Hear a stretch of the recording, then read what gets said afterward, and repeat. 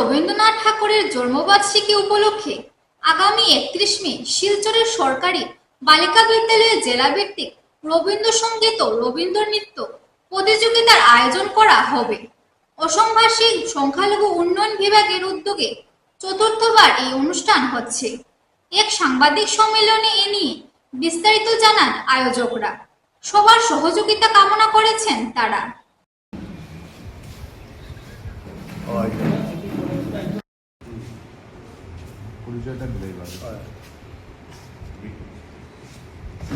আমরা আজকে সব একসাথে আমরা তার চেয়েও বেশি প্রতিযোগী এবং আমরা আরও উচ্চমানের যে সঙ্গীত এবং নৃত্যের আমরা প্রদর্শন এখানে দেখতে পাবো। গতবারও এখান থেকে রাজ্য স্তরের প্রতিযোগিতায় এখানের থেকে প্রতিযোগিতায় গিয়ে ভালো ফল করেছে।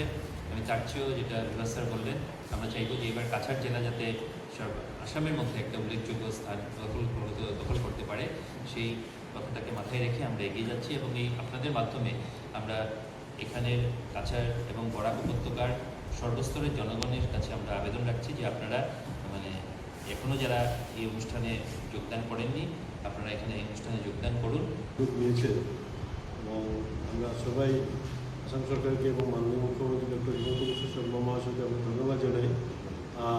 আমাদের এটা যিনি চেয়ারম্যান রয়েছেন শিলাযুক্ত স্যার, হুজাই বর্তমানের বিধায়ক, ওনাকেও আমরা ধন্যবাদ জানাই। ওরা এই উদ্যোগ নেওয়ার জন্য আজকে আমাদের কাছে এই সুযোগটা এসছে এবং আমরা আশাবাদী যে বরাক উপত্যকা গতবারের মতো এবারও আমাদের এই অঞ্চলের নাম উজ্জ্বল করবে।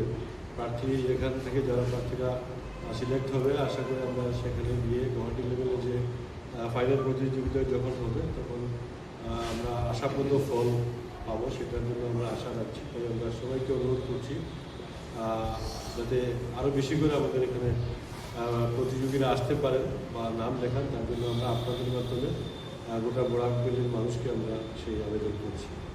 এটা হলো আমাদের মুদ্রা কথা। কিন্তু আরেকটা বিষয় হচ্ছে গিয়ে আমাদের যে কৃষ্টি সংস্কৃতি আসামের মধ্যে যে লড়াইটা, এই কৃষ্টি সংস্কৃতি তুলে ধরার জন্য শ্রদ্ধেয় শিলাদিত্যদেব বেশ কিছু বছর থেকে খুব চেষ্টা করে আসছেন যে আমাদের একে অন্যের পাশে কিভাবে দাঁড়ানো যায়, কিভাবে চেষ্টা করা যায়, একে অন্যকে নিয়ে কীভাবে চলা যায়। একমাত্র মাধ্যম হচ্ছে এটা আমাদের কবিগুরু রবীন্দ্রনাথ ঠাকুরকে নিয়েই আমাদের এই পথ চলা। তো যাই হোক, খুব সুন্দর একটা অনুষ্ঠান হয় ওখানটায়। তো প্রত্যেক ডিস্ট্রিক্টে আমরা 3 দিন থাকে, যেমন শিলচরের এবার 12, 13, 14 তারিখ পড়েছে গুয়াহাটিতে। এই 12 তারিখে আমাদের কাছাড়, করিমগঞ্জ, হাইলাকান্দি 3টা ডিস্ট্রিক্টেরই অনুষ্ঠান আমরা ওই দিনই করব।